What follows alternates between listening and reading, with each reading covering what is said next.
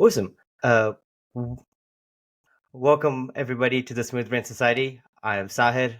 Today we're going to be taking a little bit of a detour from our usual discussions on neuroscience and psychology and talk a little bit about philosophy and psychology. And for that, we have Dr. John Sellars on. He is a reader in philosophy at Royal Holloway, University of London, and is a research fellow at King's College London and a member of Wolfson College, Oxford. He is the author of Lessons in Stoicism, The Fourfold Remedy, and his most recent book, Aristotle, Understanding the World's Greatest Philosopher. Along with him, we always have a co-host. Today, we've got Dr. Johannes Karl on. He's an assistant professor in psychology at Dublin City University. He was on for episode 14, where he spoke about rituals. He was our guest back then. And for anybody who listens to the podcast, they would know that we try to get a co-host on who has no clue about the topic, but in this case, I have no clue about the topic. So we have Johannes on who could help guide the conversation further in case we get stuck somewhere. Welcome back, Johannes, and welcome, Dr. John Sellars. Thank you. Yeah, thanks for having me. Awesome. Let's start where we start with everyone. How did you get into your work? How does one become a reader in philosophy? Just a little background on your journey. Yeah, sure. So, I when I was at school, when I was doing my A levels, long time ago, I studied a number of subjects, one of which was politics, and we did loads of stuff about how politics works, how elections work, what goes on in the Houses of Parliament, all of that kind of stuff.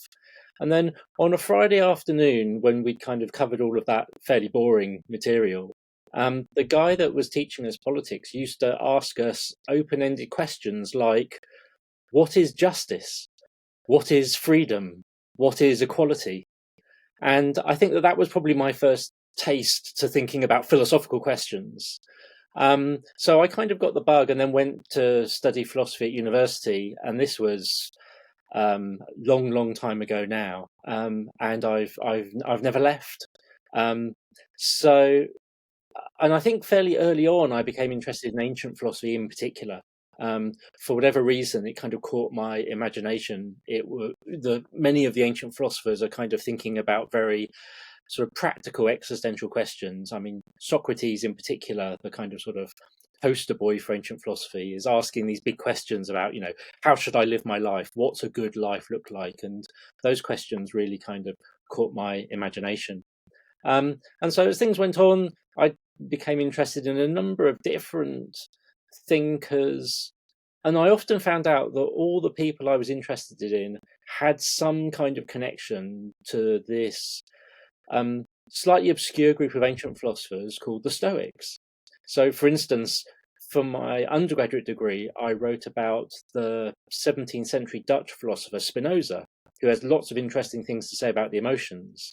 And while I was working on him, I was finding all of these references in the literature to the fact that Spinoza was doing something very similar to these other guys, the ancient Stoics. And this happened to me a number of times, and it suddenly made me think, well, maybe the Stoics are the kind of common point of reference for all of the different things I'm interested in. And so I dug into that a bit further, and I ended up writing my PhD on Stoicism, and it's just continued since then. So I'm going to ask something very basic then. What is Stoicism? Yeah, absolutely. So this is a school of philosophy that develops in Athens and then becomes very popular in Rome. The early Stoics are kind of inspired by Socrates in some ways. So they're interested in these questions about how to live a good life. And they think the key to that is to live a virtuous life, so to develop an excellent character, right? So the key to living well is to have the right character traits. And this is in contrast to their contemporaries, the Epicureans, who think that the key to a good life is all about enjoying pleasure and minimizing pain, right? So at the time when they first set up, this is the contrast, right? Either you think it's about pleasure and pain, or you think it's about virtue and vice. And so the Stoics are on the virtue and vice side, following Socrates.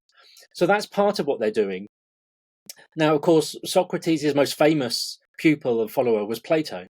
And Plato developed this very otherworldly, idealist metaphysics. And that's something that I never found particularly interesting or convincing. I was never particularly attracted to that. The Stoics, by contrast, were materialists. So the Stoics think that everything that exists is a physical body, right? The natural world is all that there is.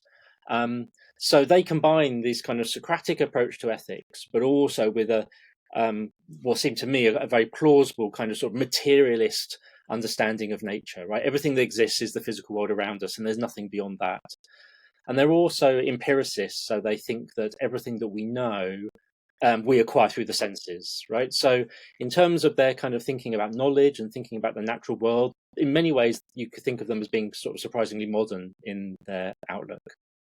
So that's a kind of sort of the broad brush foundations. And I guess we can dig a bit more into some of the other details as we go along.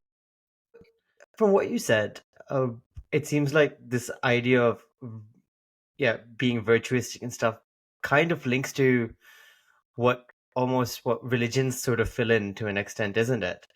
And I'm guessing these guys were before that time, or before a lot of modern day religions are. So do you see any parallels there between sort of like you said, they're modern thinkers?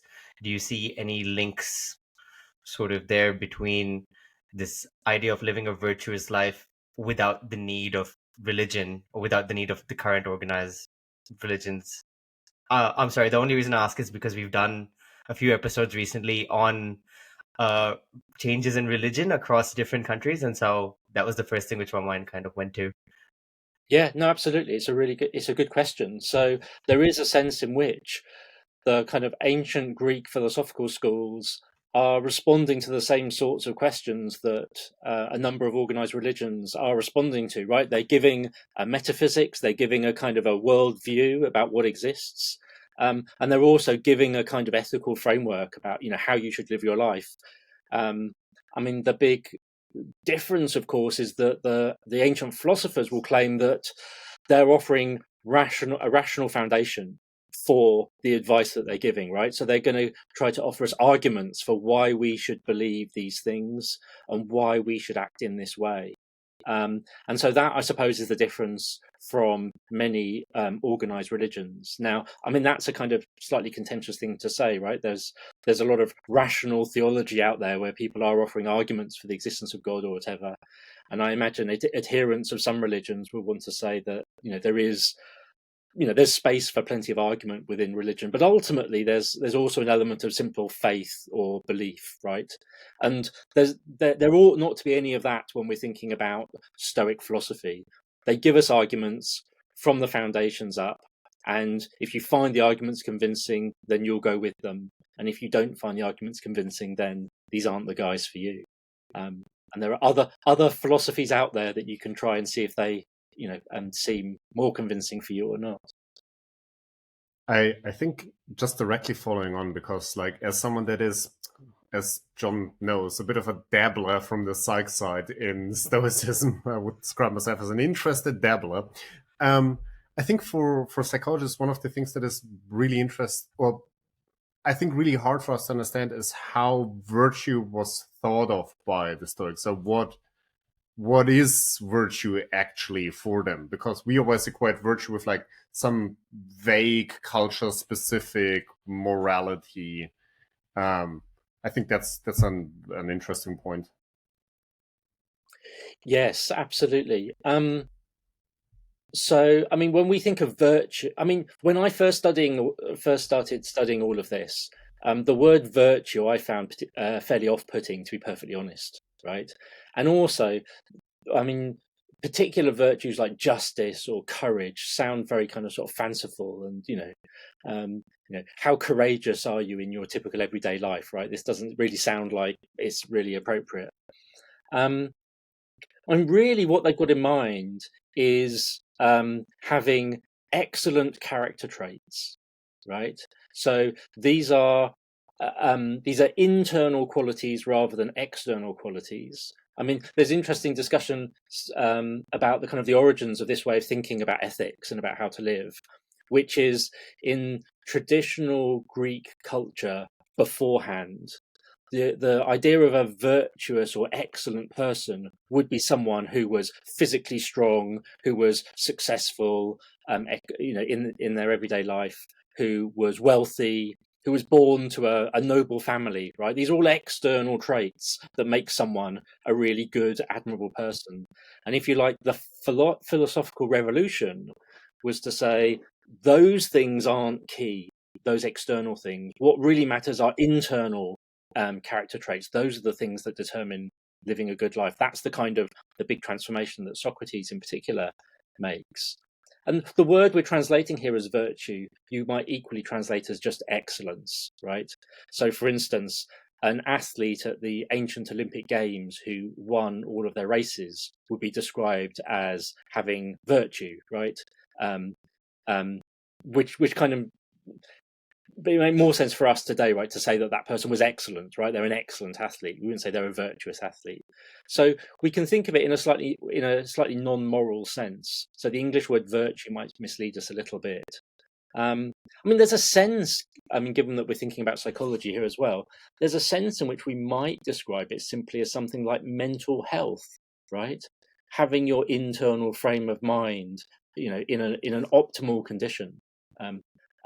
And part of that is going to involve, being a decent human being, behaving well towards other people. So that's where the kind of ethical component comes in. And I always found it really, really interesting. Like, that's partially what, as a psychologist, drew me over a bit to the philosophy side. And I'm not poo-pooing my own discipline here. I'm not going to get beaten up by the psychologists. But like in psychology, due to the way historically it has developed in the United States, there's a lot of what I sometimes think about as Epicurean focus. Like, a lot of research is dedicated on how to maximize your happiness, how to be free of both physical and mental anguish. Like, what is it, like ataraxia and aponia, if I remember my things minimally. And I find it kind of interesting. Versus there are research lines, like on character strengths, resilience, all of that. But I always had the feeling that they take the backseat in psychology. And so that's, for example, what I found so interesting when I, from a psych side, first started engaging with like Stoic writing, that I'm like, hey, those are actually all things that people still study, but that sometimes take a bit of a sidestep, like this idea of developing internal virtues that you because I'm also really interested in values, and that people can achieve excellence in those, that it's something that people can work on. And I found that kind of interesting. Not to steal from Sahir, but I have one last question that I have to ask, because it's been burning on my soul since I've actually started reading. Where did the Stoics actually go? Like, where did they? To be fair, I was wondering the same thing, because when you were talking, you did make quite a bit of jump in years. So yeah, where did they go? Why did the school die out, do you mean? Yeah.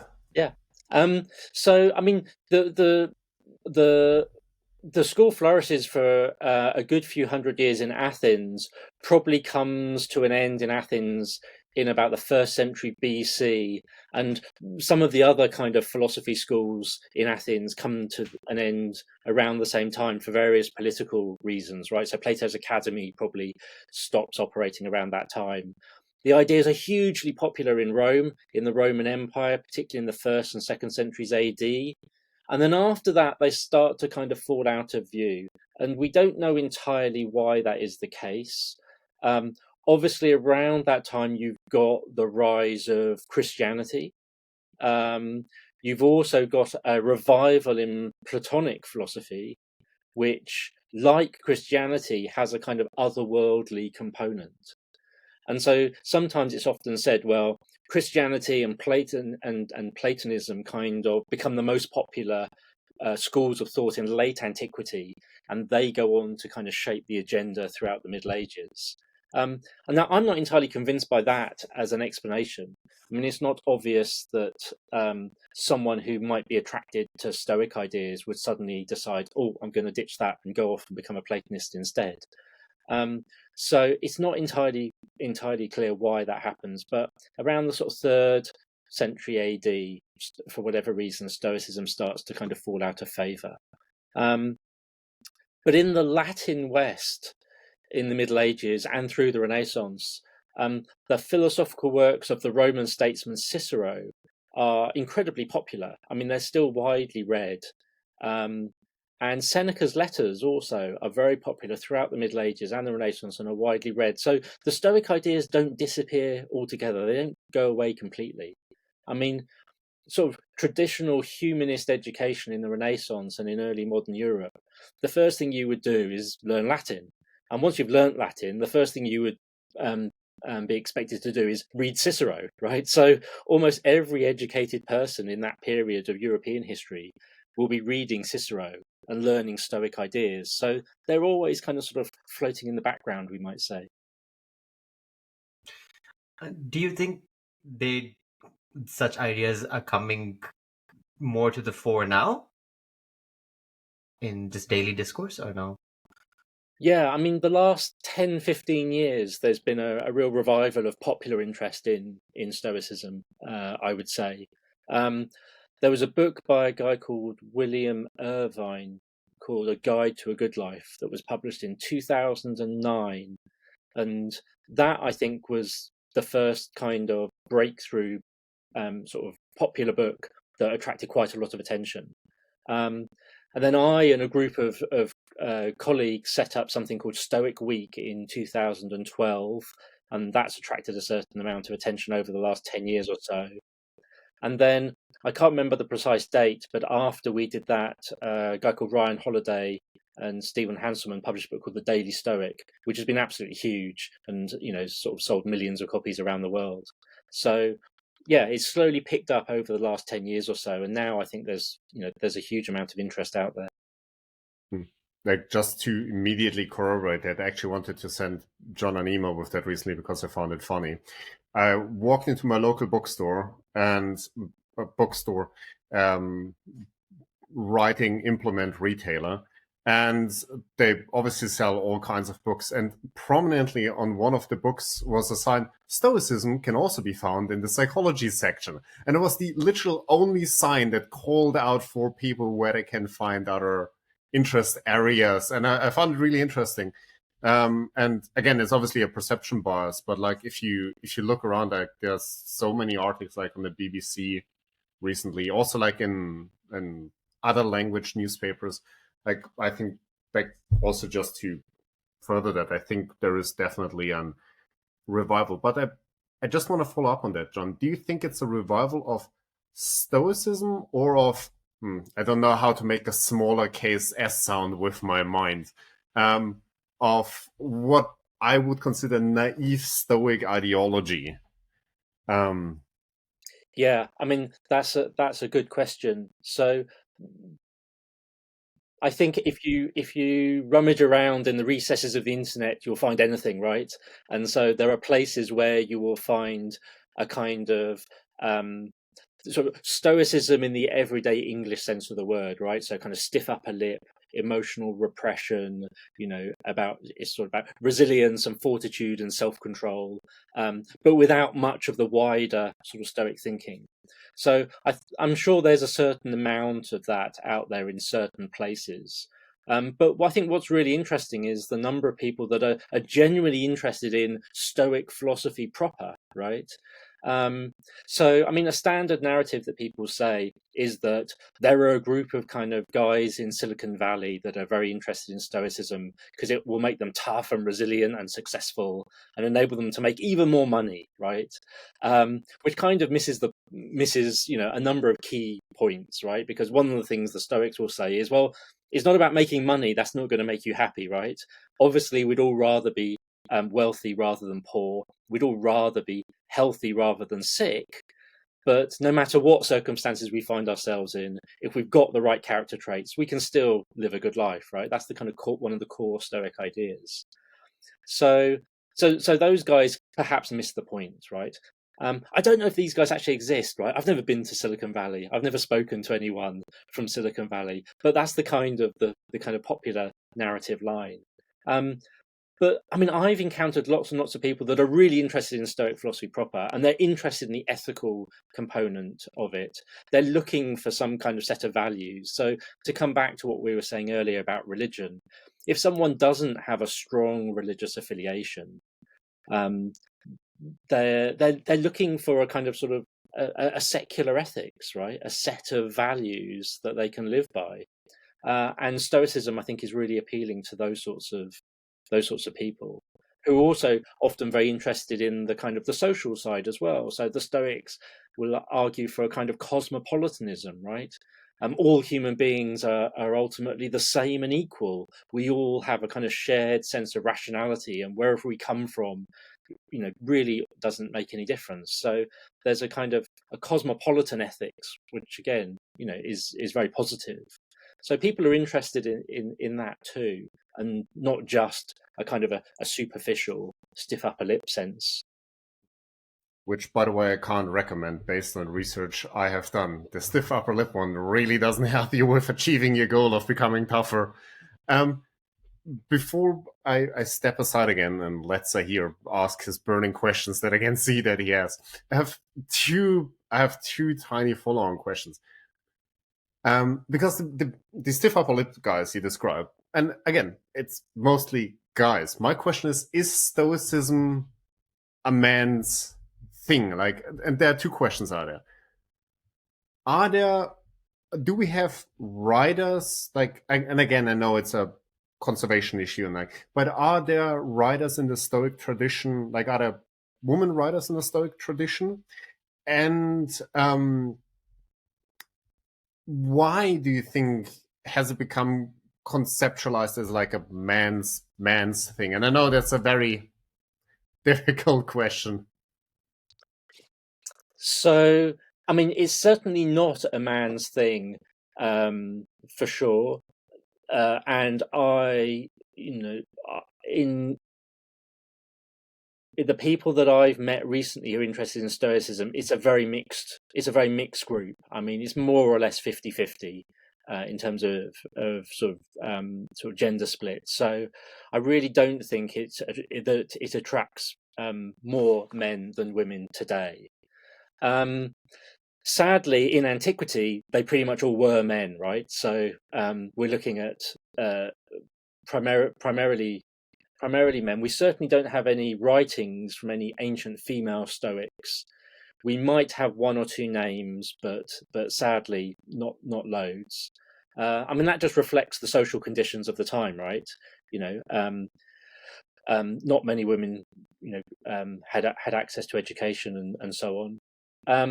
One of the ancient Stoics we have, Musonius Rufus, has sometimes been presented as a kind of proto-feminist. He writes a couple of texts about why your daughters should be educated as well as your sons, and whether women should study philosophy too.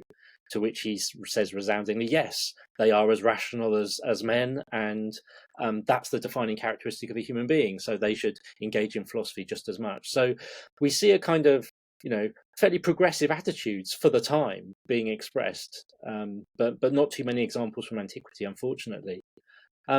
As for why the kind of idea that it might be more of interest to men, why that idea persists, I think comes back to the stiff upper lip element, right? The idea that men tend to be sort of less forthcoming with their emotions, and so Stoic in that everyday sense, the lowercase s Stoicism is often sort of tied up with being tough and macho. But Stoicism proper, the philosophy, as you know, Johannes, from your work, doesn't share anything with that attitude. Do you also think that we spoke about men and women, but do you also think which feels like a somewhat increasingly partisan nature, a philosophy which kind of encourages cosmopolitanism might find it harder to break through? I'm referencing, we just saw the French elections, uh, a day before recording British elections as well, where you see like you tend to see the more, I won't say extreme sides, but like people tend to moving away from the center in their voting and things like that. The topics which are discussed mostly in the news, mostly online, are also seem to be quite partisan at the moment. So do you think something which encourages cosmopolitanism would find it harder to break through in the most recent times? Well, yes. I mean, we've seen some kind of worrying developments in politics in multiple countries in recent years, haven't we? But it's not as if that's obviously a clear majority in every country. On the contrary, Yeah. there are still huge numbers of progressive liberal people that want to push back against those kind of ideas, and so um, those people will certainly be drawn to this Stoic idea of cosmopolitanism, right? And you might get a few people from a different kind of political persuasion who think that this is all about tough, autonomous resilience, and might kind of associate it with sort of more right wing views, perhaps. But again, I think that kind of misses something important about Stoicism, which does want to stress this cosmopolitan element. I mean, one other thing I'll say about politics is that one of the things that's quite interesting about Stoic attitude to politics, particularly in the Roman context, was they didn't. We see sort of politically active Stoics object to certain Roman emperors like Nero and Domitian because they were really bad characters, right? They weren't opposing the imperial monarchy as such, right? They didn't want to challenge that political system, which many of us might think is deeply problematic. They were challenging the ethical failings of particular leaders, right? And then in the 2nd century AD, you have a Stoic, Marcus Aurelius, become emperor, right? And there's no problem with that happening either, right? So they're kind of neutral with regard to the political system, right? They kind of they think that that's really not the issue, right? You find yourself in the system that you find yourself in, but what does matter are the ethical credentials of the particular individuals that have power, whether it's autocracy or democracy or whichever it is. And that feels like a kind of a still very relevant lesson for us today, right? Yeah, and I agree. My granddad used to say that, used to say things like a good dictator is way better than a corrupt elected leader, or so yeah, comes to the same thing, as in like it depends on the character of the person more than. What is obviously said with Mark Aurelius specifically is you can be as virtuous as you want, but it might not pass down to your offspring, and which is kind of interesting itself. That yeah, it might not pass directly on. The one of the things that because I've been looking at Sahir, and like Sahir and I, just as a PSA, we'll probably come from two very different angles to psychology. Sahir is a neuro guy; he pokes things with sticks and sees what they do, and I come from the more ephemeral culture side. So, in that role, I kind of Sahir can pretend to be a materialist, versus I can pretend to be some kind of Platonic form guy, which I'm not, but I just for sake of argument. But one of the things that I found really fascinating when I started reading Stoicism is some of the theories that underpin some of these central concepts, like, for example, emotions, and how they manage to bridge some of those, like how they, for me at least, connect some of the materialist explanations with some of the more, context things. And if you have 5 seconds time, and not in 5 seconds, it might be too short, but like, what is the actual Stoic theory of emotions? Like, where, because I think that's something that people often don't really grasp. Like, where do they sit? Where do they come from? Yeah. So, um, I mean, the full account would go like this. So we receive sensations from the external world, right? And they come through our senses. and they we often make very quick value judgments about the sensations that we receive, right? So some sensations and the way the Stoics describe this is that the information that we receive for our senses is presented to our conscious mind in the form of a proposition, right? So the cat is on the mat, right? The sun is shining, the train is late, or whatever it might be. And what we often do, almost unconsciously, is add value judgments to that information. So so we receive the information, the train is late. But the proposition that's presented to our mind is the train is late and I'm going to be late for the job interview and everything's gone wrong and my whole life is going to fall apart, right? And that's the proposition that's presented to our minds. And then we either assent or reject the proposition, right? So the sun is shining, we assent to that, and that creates the belief in our mind that the sun is shining, right? And if we make the right judgments about the information that we receive, then we've got reliable beliefs, we've got knowledge. And now, what the Stoics argue is that when we make judgments or assents to these propositions that have a value judgment added to them, that's going to create an emotional response in us, right? So if we judge that something really good is happening, not just a neutral state of affairs, but if we judge something really good is happening, that's going to create a positive emotion within us. And if we judge that something terrible is happening, that's going to create a negative emotion within us, right? And another key part is that they say once we've made that judgment and the emotion has been created within us, that emotion then takes on a life of its own, right? So as we all know, once someone becomes very angry, right, they can't just turn it off, right? You can't just talk them out of it, right? They've got to the angry emotion has got to kind of take its course, and then once people have calmed down afterwards, you can then sort of talk to them about what went on. So once we create these emotions, they become irrational and they're out of our control, and there's nothing we can do about it. But we do have complete control over that initial moment of assent or judgment, right? And so we can go through a process of training to interrogate those propositions that are presented to our mind. And anyone that has a value judgment in it, we want to pause before assenting to it to assess whether actually we should really assent to this, right? The train is late, I'm going to miss the job interview, it's the end of the world. It's like, well, wait a minute.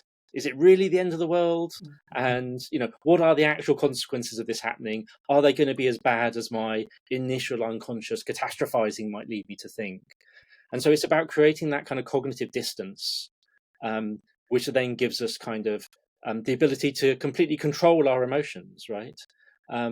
So it's not that you kind of have these kind of big toxic emotions within you and you try and repress them or control them, which, as Johannes knows, is a very bad thing for anyone to do.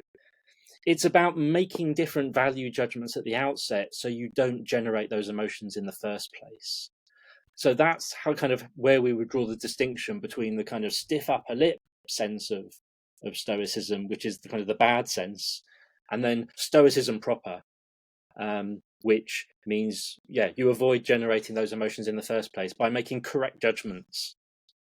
I just wanted to get a clarification on that, which is, so in this case, you kind of saying that I'm not responsible for my actions once I reach that limit of, like, if something's happened and now you're angry, your actions then while you're angry, for example, the person in that sense does not really have control over it, or... Well, I mean, as a matter of fact, we all know this. If someone's really, really angry, they are literally out of control, aren't they?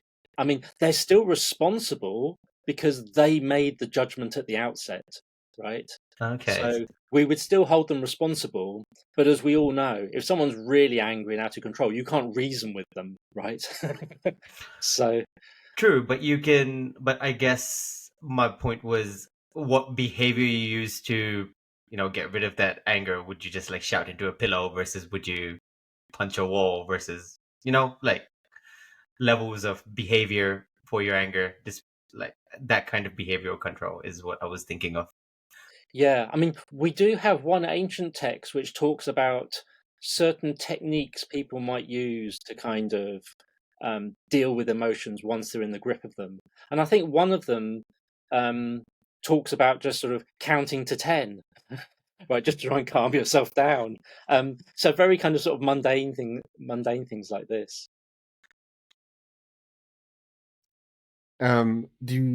The reason actually why I pulled on that is because one of the things that always struck me, and now it's getting really inside psych baseball, but like to some extent, like it always sounds like it kind of reminds me of like predictive, like predictive processing, like Lisa Barrett Feldman's work around the issue that like emotions are partially constructed. They're both an input. They're also an output.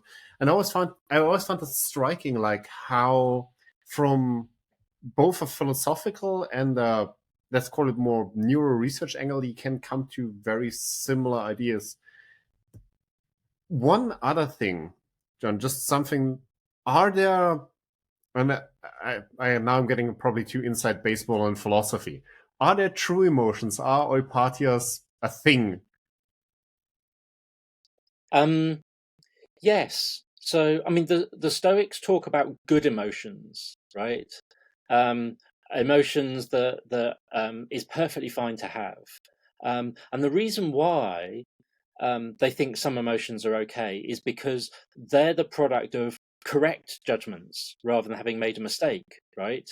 So if someone has kind of a good character and they're aware that they have a good character, and they make the judgment about that, they're making a value judgment about something, and it's correct, right? And so that will generate a positive emotion, and there's nothing wrong with that positive emotion because it's not based on a mistake, right? So this is where we come back to the idea that these guys are philosophers rather than anything else, right? Things that are mistaken, that lead to false beliefs, those are the things that are problematic. But if it's a true belief, if you kind of make an objective assessment about the state of your life at the moment, and you say, well, on balance, things are pretty good. I've got my health.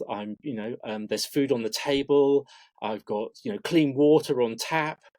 From a global perspective, I'm doing pretty damn good at the moment, despite whatever little minor inconveniences there might be. I'm not living in the middle of a civil war. There are many, many things that I should objectively be grateful for. And then I can make a correct value judgment, right, about the quality of my life. On a global scale, I'm incredibly fortunate and privileged. And that can generate a positive emotion, right? That can, what the Stoics will call an emotion of joy, which is a perfectly justified thing to feel.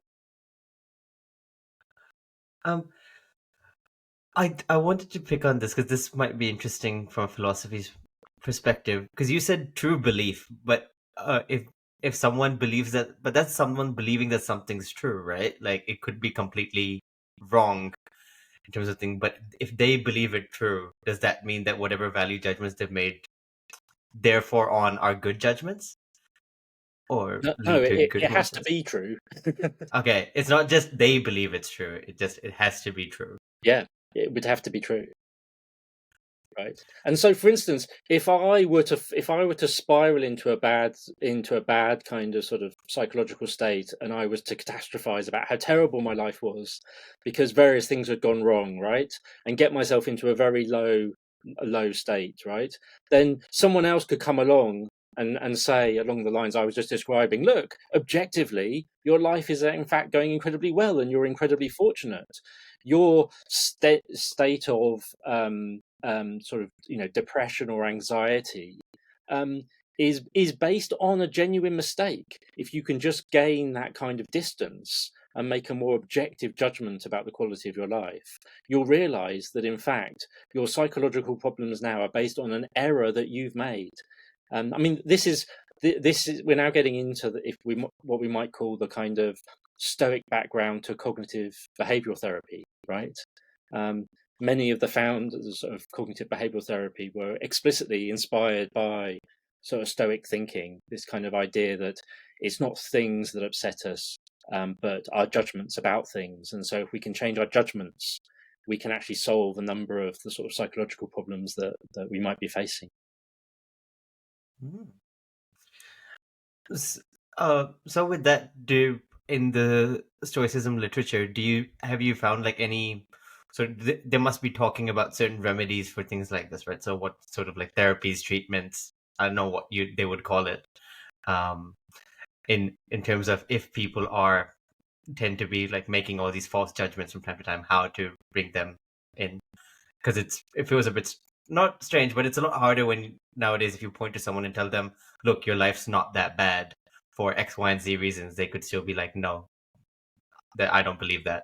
So yeah, that's the task of that kind of psychotherapy, right? To try to help people to think through those sorts of issues. One of the things I mentioned earlier, the real challenge is to gain that kind of cognitive distance from the kind of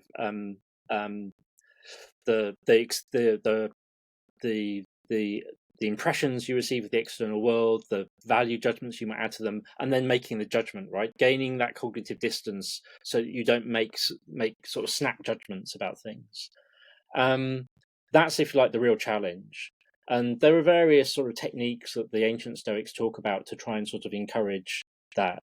I mean, one that they do, a very famous one, is often described as the premeditation of future evils, right? And so the idea is that what you might do before, so at the beginning of your day, for instance, you might think through all of the things that you're planning to do that day, and you might think about the various ways in which things could potentially go wrong. Think through how you might respond if the situation went horribly wrong. And also perhaps think through, okay, and if it does go wrong, what would I do instead? What would be my backup plan, right? And by thinking through all of that in advance, then later on, when you find yourself in the midst of the situation, if something does suddenly go wrong, right, whatever that might be, then rather than snapping to make a judgment that something terrible has happened, you've already thought through this scenario, right? So you've already got the kind of cognitive distance. So rather than fall into a kind of a negative emotional state, you can say, okay, I've already thought this through. I know what the appropriate way to respond to this is. I'm immediately going to go to my backup plan. I've already worked out what it is I'm going to do. And so by doing that reflection in advance, you're able to cope with those difficult situations when they happen. And then the flip side also is this: because you've thought through all those different scenarios and all those different possible outcomes, if it turns out that everything goes smoothly, right, and nothing goes wrong at all, rather than just kind of unthinkingly accepting that, you're all the more grateful, right? You're all the more grateful and happy that things have gone well because you were conscious of all the ways it could have gone wrong because you thought those through as options, right? So you can cope better when things go badly, and you can be more grateful when things go well. Just one of the things chiming in, one of the from my work and that, what I also found really interesting, and again, it is, the link isn't hard to make based on the translation from into English. If you look at like the meditations, like a lot of the techniques in there, like I envision myself, ever smaller, and I envision myself zooming out, like this physical or temporal understanding, like, sure, like there are millions of people before me, there will be millions of people after me. Sure, I exist, but how important am I actually? Like, I find it kind of interesting because, like, to me, as someone that has done a bunch of stuff on mindfulness, I find this convergence actually kind of interesting. Like, there are similar decentering techniques in the mindfulness literature, but what struck me about, for example, the Stoic literature is there's never a denial of self. Like in a lot of the more Buddhist-inspired decentering literature, it kind of always leads to realizing in the end that the self is some kind of scam. That by believing that you have a self, you invite suffering upon yourself. And if you would just realize there is no self, you could no longer suffer. But that's, for example, I always find kind of interesting that you see this this underpinning of materialism. And for people that are, I think, more inclined to materialism, I think that a lot of the Stoic mindfulness, and I put it here in the most quotation marks that I could ever put it, because mindfulness is already a terrible transition of what's happening there, might actually be more appealing. And I think they have historically been, like, I think probably the meditations, or whatever your local country translation of it is probably, yeah, quite widely read as a self-help thing, which I'm not sure if it was meant to be. Yeah, I mean, so this is Marcus Aurelius's meditations, right? So these are his private notebook reflections to himself.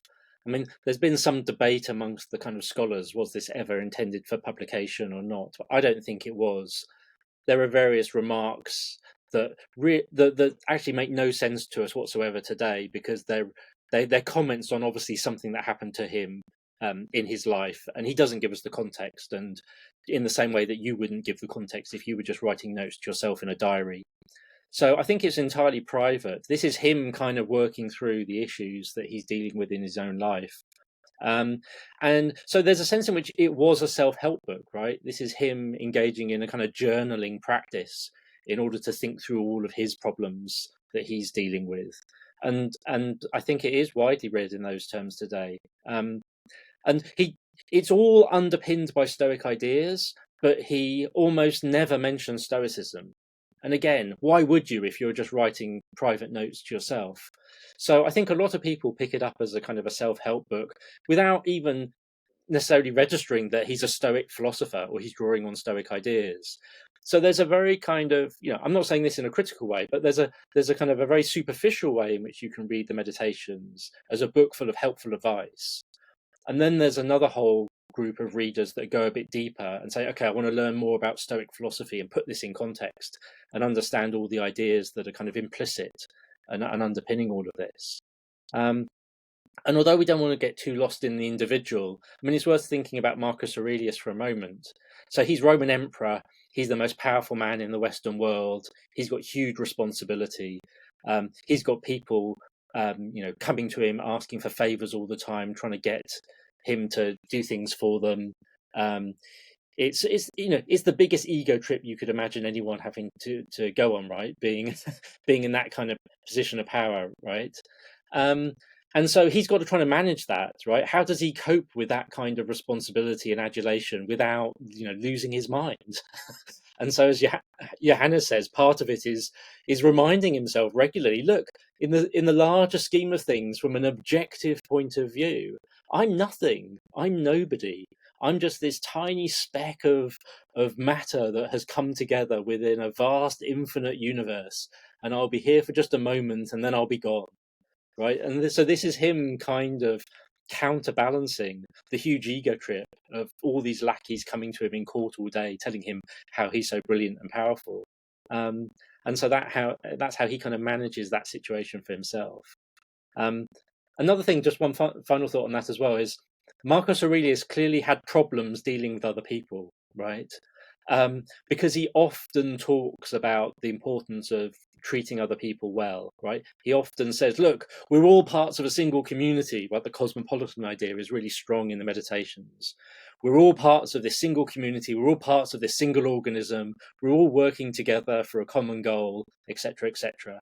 Don't ever get angry with people. Remember that they are your fellow brothers and sisters, etc., etc. Now, that sounds to me like someone who is really getting wound up by people in his day job as emperor, who has to constantly remind himself, look, it's these people, they're not being like this on purpose. And I have to keep reminding myself that these are my brothers and sisters rather than letting them get under my skin. So you can see him doing this kind of sort of self-therapy. And I always found that kind of interesting, because I think it's also really hard because again, like, if I get wound up by people, obviously the worst I can do is snarkily fill out a form if I'm the emperor of the known world, with power above life and death. I might need an extra reminder to not chop off people's heads, which again, some of the emperors desperately would have needed.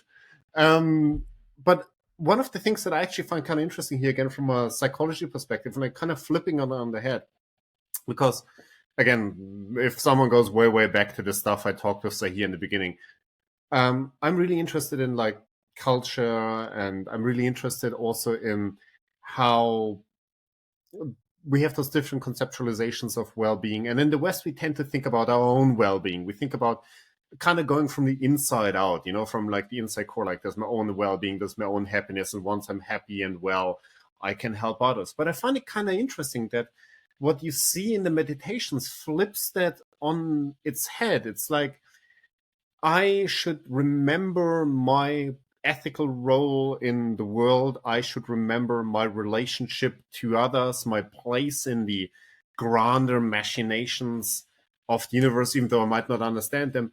And that actually helps me to deal with my anger, with my recklessness with other people, with my worries. Like, and I find that actually kind of interesting. And I sometimes wonder if that's a perspective that is less relevant in psychology nowadays due to its post World War II developmental history. And I wonder if that's something why we see this revival interest also of Stoic, and I'm again putting in the quotation marks here, self-help literature, like a lot of the books that come from a genuine Stoic angle, because it offers a genuine alternative where it's like, hey, instead of like well-being comes outside of you and then you can think about others, it's like, think about others and try to live a good life.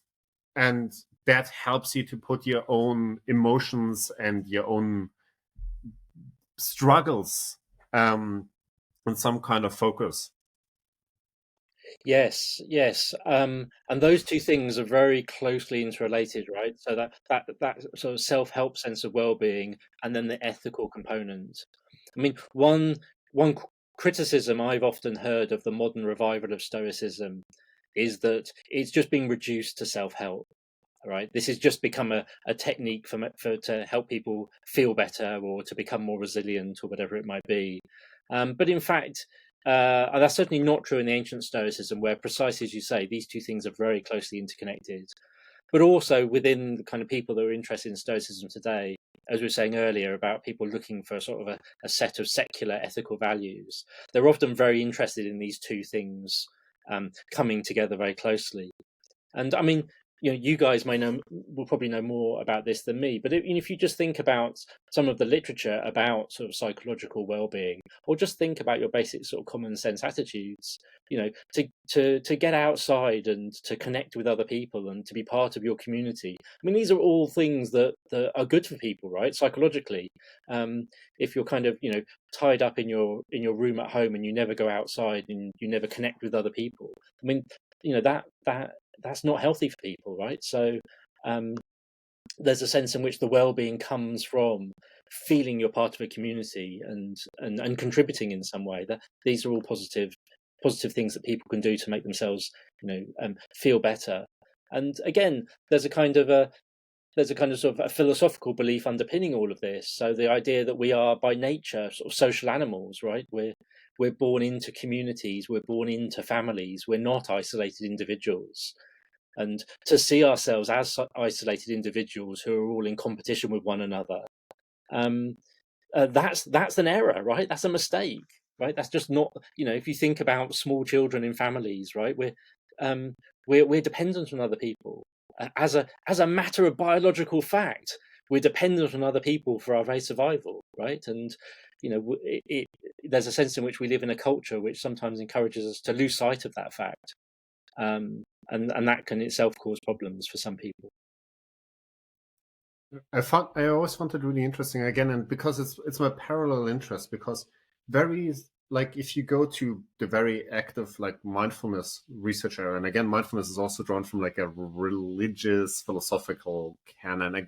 Again, there's a 3-hour podcast in there what actually went wrong there, but like what I hear commonly from people that are actually more deeply immersed in the background is, hey, you're leaving a lot of stuff here to the wayside. And kind of what you extract here is, well, if you just sit really still and breathe a bit, you might be less sad. But like, you leave the why are you less sad angle and why that is important kind of behind. And that gets me to my question, and that's a bit of a pointy question. Do you think psychologists should read more philosophy? Well, yeah, absolutely. Everyone should read more philosophy, right? So, by extension, the psychologists should too. I mean, of course, historically, you know, there's no historically there's no great distance between these disciplines, right? I mean, there's an effort in the late 19th century to turn psychology into a science, but until that point, there is no great distance between these two disciplines. One of the famous early Stoics, Chrysippus, is writing works about the nature of the soul. He's writing works about the nature of emotions and how to cope with them.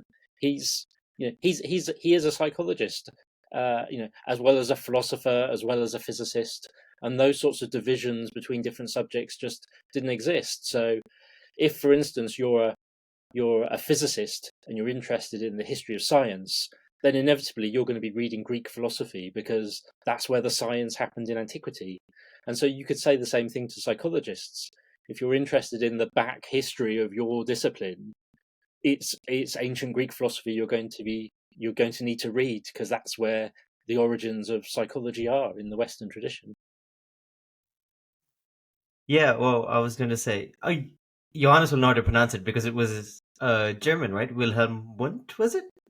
Wilhelm Wundt, who was the first psychologist. Until then, psychology was just philosophy, or for all intents and purposes. But you brought up the Western sense, so I thought Johannes and you would be good people to ask this. Do you see these kind of ideas more common in other cultures? I know the origins, as far as you've read, of Stoicism are in Greek philosophy, but have you found other roots or other similar kind of practices or ideas in different cultures? Because I know around the same time or older, I give this example a lot because I know of it a lot. It's like the Pythagoras theorem, which is in maths, which is linked to Pythagoras, was found in ancient India in 1000 BC and even further back, being used and been seen in Mesopotamia, but it's linked to Pythagoras. But I know that's a maths one. But do you see sort of these ideas in other cultures or in other philosophical thinkers from around the world? I mean, there are certainly parallels to be drawn in other traditions, for sure. I mean, we've mentioned Buddhism half a dozen times, haven't we? And Yeah. there's certainly a literature on parallels between some aspects of Stoicism and some aspects of Buddhism. I don't think there's any direct influence either way. They originated independently. We do have some information about kind of cultural interaction in the Hellenistic period between Greece and India, but I think both of the basic sets of ideas were developed independently. And also in the Chinese tradition, I mean, there's literature on Stoicism and Taoism in particular, where there are some interesting points of contact. And also in the kind of sort of Chan Buddhism that you see in China, that then goes on to become Zen Buddhism. Sometimes people have drawn connections there. And people have even made connections with Confucianism as well. So, I mean, without wanting to sound too pick a mix, but there are resonances in both the Indian and the Chinese traditions that echo some of the ideas we find in Stoicism, and people have started to do some of the sort of comparative work.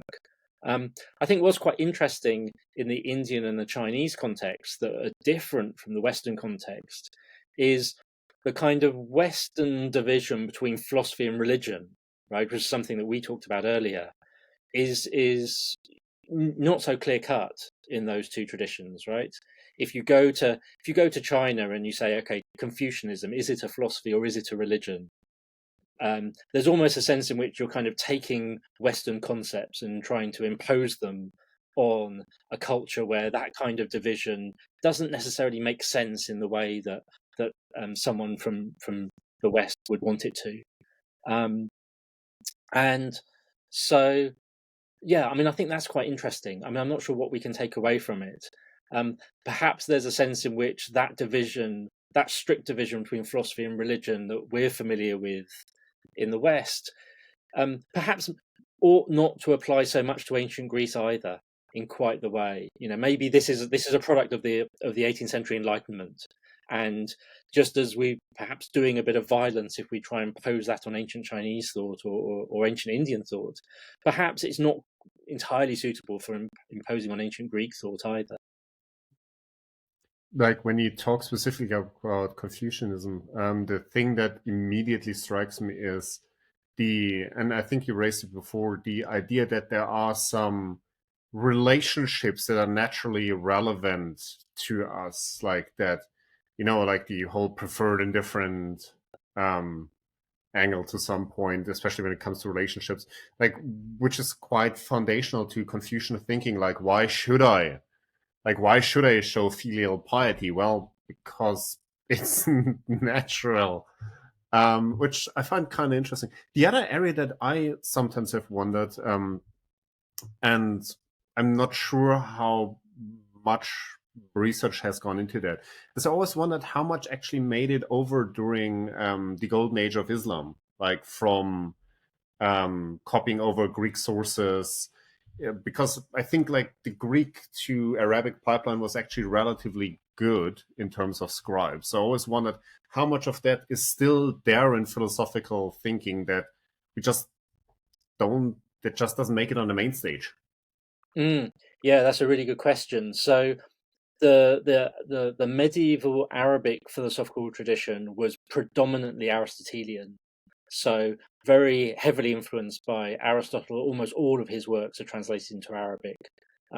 Not so much of Plato, not so much of the early Stoic, as we were talking about earlier. The early Stoic texts had already kind of dropped out of circulation by the 4th or 5th century AD. So there was a sense in which they were already gone before the translation movement into Arabic really got going, right? But it does look like one Stoic text did get translated into Arabic, which was the short handbook of Epictetus, which, so Epictetus, Stoic philosopher, about 100 AD, who famously said a number of the things that were hugely influential on cognitive behavioral therapy, right? It's not things that upset us, it's our judgments about things. There are some things we can control and there are some things we can't. And if we get those mixed up, we're likely to get ourselves into a bit of a mess. So these ideas, it looks like, probably were translated into Arabic. And the very first philosopher in the Arabic tradition, a chap called Al-Kindi, he wrote a text called On the Art of Dispelling Sorrows, which is a kind of psychotherapeutic text. And people have looked at this and think, they can see some sort of echoes of Epictetus's Stoic thinking in that text. So there is an element that looks like it does make it into the Arabic tradition. I think that also kind of gets to Sahir's point. Like, what I always found interesting is the fact that not sure, like different philosophical systems gave rise to similar elements. They obviously never give rise to the identical one due to the curse of dimensionality. But the fact that it resonates out and influences traditions and thinkers across time and place, for me, is always an indication that there is something that then kind of like also like those ideas then often get taken and like get indigenized and like people integrated into their own thought systems because it just clicks with existing systems. Just on the survival, John, I have a question for you. Imagine you wake up tomorrow, you open up the BBC, and it tells you, hey, there has been a new archaeological find. What Stoic text or what's text from which thinkers or what's even specific writing would you be most excited if they've managed to find a complete copy that is actually readable?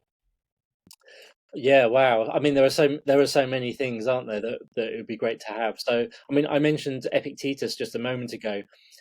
There's a book we have called Discourses, which is his kind of sort of main text, and we've got 4 books of it, but it looks like there were originally 8.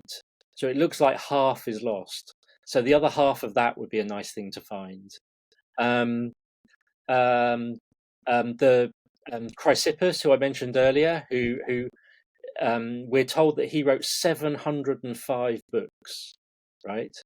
Now, I mean, put that into context. So Aristotle's book, The Ethics, the Nicomachean Ethics that survives today, that's in 10 books, right?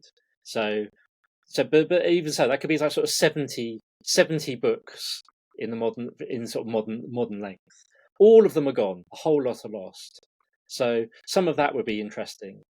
His predecessor, who was head of the Stoa, a chap called Cleanthes, he is said to have written a 4-volume commentary on the pre-Socratic philosopher Heraclitus, which would preserve all of Heraclitus, which is otherwise lost, and would give a kind of foundational account for understanding Stoic physics. That would be an incredibly exciting thing to find. But to chip in on this, right? So, I don't know if either of you are familiar with this, but there's a famous library in Herculaneum in Italy that was buried by the same eruption that buried Pompeii. And people have been recovering texts from this library over the last 200 years. And most of them have been works of Epicurean philosophy rather than Stoic philosophy. But there have been a couple of small Stoic fragments that have been found amongst these burnt papyrus scrolls that have been excavated from the site of this villa in Herculaneum. And at the moment, there are all sorts of new developments to see if they can decode some of these scrolls, right? So the problem with these things is they're carbonized, and if you try to unroll them, they literally crumble into dust in your hands, right? So the ones that were easily unrollable have all been done. So the key is to get an MRI scanner, which can produce a kind of a 3D image of this scroll without you having to open it, and people are starting to do that now. And then you've got the decipherment task, which is a nightmare. But what they're now starting to do is use AI to recognize particular letter forms within these 3D MRI scans of these scrolls and pick up lines of text. So without even having to open one of these things, you can decode and pull out text from some of these scrolls. And the first success of doing this happened very recently, just a couple of months ago, and there were a couple of news stories about it. So, folks, there is a very real possibility in the future that we might find some otherwise lost Stoic text from these scrolls from Herculaneum that have not been deciphered yet. That's Will incredible. be a heck of a work to update your syllabus. Yeah. Yeah. But yeah, that's the reason why I thought about it, because I'm like, I'm interested what comes out of that. Oh, imagine that. My mind's still kind of boggled, being like things which have been subject to basically lava are somehow being you're able to reread things. Those notes which you like tore up and threw in the bin can easily be found. To do more to delete your trails then. Is that a segue into today's sponsor? No, I have no sponsor, unfortunately. Not yet. That sounded awfully like a transition into some kind of VPN sponsor. Damn. I wish. NordVPN. Oh. Yeah. Do you want your data to be safe against lava and also recovery after you burn it by lava? Do you want the Stoics text safe from recovery? Yeah. Oh my god. See, good to know AI is used for something good. Most of the things which I hear is from my friends in creative who keep losing jobs. Thanks, Dad. All right, so we've been recording for about an hour 10 now, and I know you guys have to leave soon. I still had quite a few questions because, like Johannes said, you could easily do a 3-hour podcast on this thing. I wanted to ask one thing before we sort of go into wrap-ups. From all the things you've read, have you found any internal inconsistencies in Stoicism? In the stuff which you've read? Do you, and in the sense, with all the theories and things, sometimes, I guess, you know how you find contradictory information and things when you look up previous writings or when, writers of the time wrote things. Do you find any internal contradictions or things like that, or no?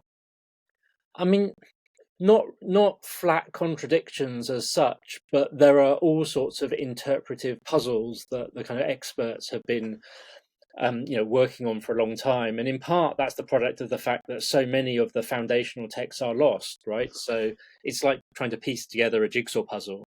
I mean, a couple of ones that keep coming up again, I suppose, the Stoics are determinists, right? So they believe in causal determinism. And yet at the same time, they think we've got complete power and freedom and autonomy over our judgments, right? So how do you square that circle? What kind of an account are they giving to explain to how we might kind of reconcile those two things? And people have constructed what we call in philosophy a compatibilist account of human freedom, where you can kind of sort of explain how it is that might fit, how that might fit together. So that's one thing. Another thing as well is, I mean, the Stoics have a broadly positive account of human nature. They think that if you leave someone alone and they develop autonomously and healthily, they'll develop and grow up into a virtuous human being, right? And they'll be good. And the reason why people don't is because they've been subject to bad influences in some way that has corrupted them along the way. And so the question is, well, how did that corruption first come about? Why did it all go wrong? Why is it that none of us are virtuous or as virtuous as we would like to be, right? So again, there's that question, right? There's a kind of they kind of say vice is everywhere, right? Nobody's perfect, but we're all naturally propelled towards being virtuous. What's going on there? So I suppose those are a couple of the puzzles that people are still trying to work out. Huh? Just on one more thing, because we've talked a lot about emotions, but like as you talk about where does non-virtue actually come from, I think one psychology group that also potentially benefits quite a lot from looking at Stoic literature is developmental psychologists. Because, and again, here, please don't hit me. Again, my Greek is awful. I think it's called onychosis. This idea of how you essentially start to first associate things, whether they're good, whether they're bad. I distinctively remember that there is some kind of theory around it, how we actually start to acquire those judgments. And for me, when I read that initially, I'm like, that sounds awfully like something that a developmental psychologist might be interested in. Like, how do we start developing value judgments? And how do those link to emotions? And that's what I kind of find so interesting around like Stoic philosophy, because again, I know sometimes we have bits and bobs missing, but because it's a coherent framework where the bits kind of have to fit together, which I think is sometimes what we miss in psychology, because each of us, like Sahir standing in his corner poking things with a stick, I'm standing there chastising people for not doing enough culture comparative research. A developmental psychologist stand there and is like, well, you managed to put something in the correct box. That's good. But we never create this integrated account. And it's kind of interesting and refreshing to see people that worked or try to work out a comprehensive account. I find it actually, just for me as a psychological researcher, kind of stimulating to see and encourages me to think about how do the bits fit together for us. Yeah, I mean the developmental account is very interesting. So oikoiosis Thank you. is the term that they use. And so the thought is that again, very naturalistic, very modern in some ways. All animals, including human beings, have a natural instinct to self-preservation, they argue, right? And so our basic value judgments are shaped by the fact that we have this natural instinct to self-preservation. So if something benefits us, we call it good, and if something harms us, we call it bad. So where's the origin of ethics and morality? It's from that. It's as simple as that, right? Food is good, poison is bad, and we build up from that. And everything else is built on that very simple naturalistic foundation, right? You don't need any Platonic form of the good living in some heaven somewhere to explain why it is things are good and bad. It's just as simple as this. But as we develop and as we grow and we become more sophisticated, and in particular, as humans become rational adults, we kind of shift our sense of identity, right? So rather than identifying myself with just this biological creature that's trying to survive, who's just thinking in terms of food and shelter are good and poison and cold are bad, I start to think of myself as a rational agent who wants to be rational, who wants to behave well towards other people, and so I start to call those things. I start to call those things good, right? So I start to value rationality. I start to value positive character traits, and that's how we start to then say, well, the virtues are good and the vices are bad.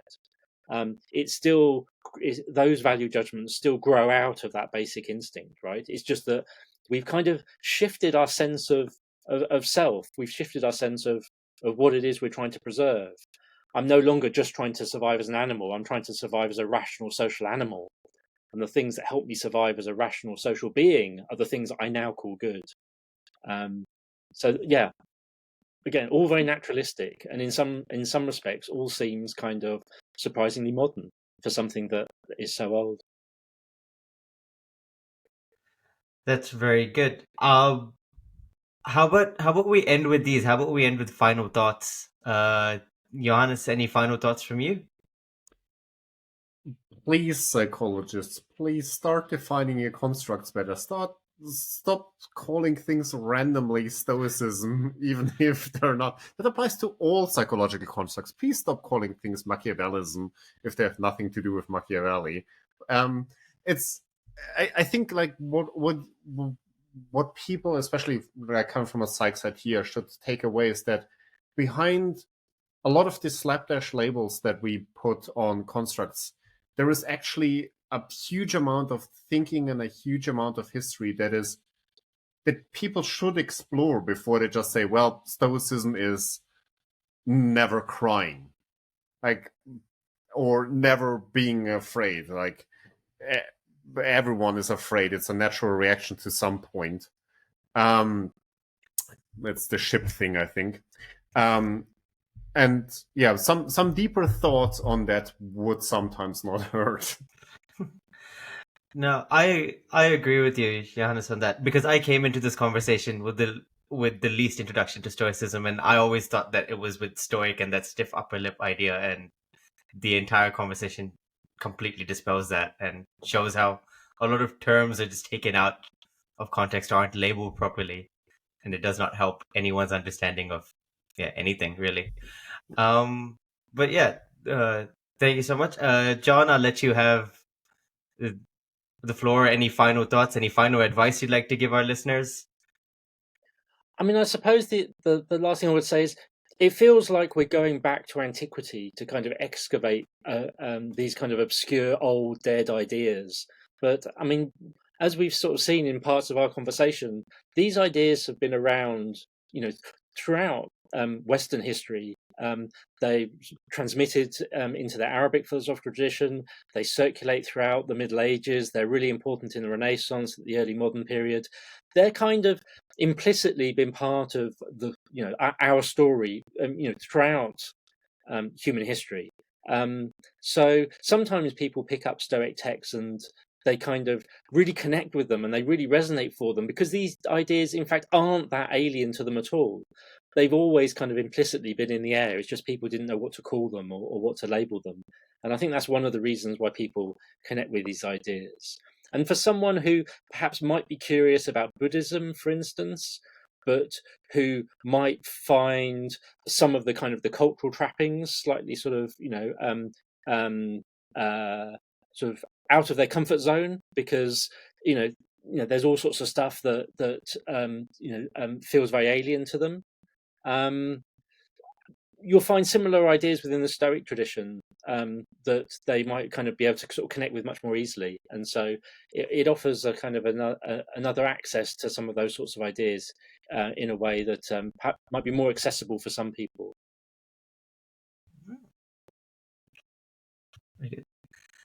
Awesome. Thank you so much.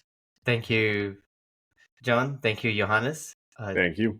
thank you thank you. everyone for listening. I don't do many of the, like Johannes was talking about, sponsorships and stuff. I don't do many of that. I don't do a lot of like and like and subscribe things. But thanks everyone for listening. If you do like conversations, please tell friends, share it around. That's probably the best way to get more people listening. And yeah, again, thank you so much, John. Thanks, Johannes. Thanks everybody for listening. And till next time, take care.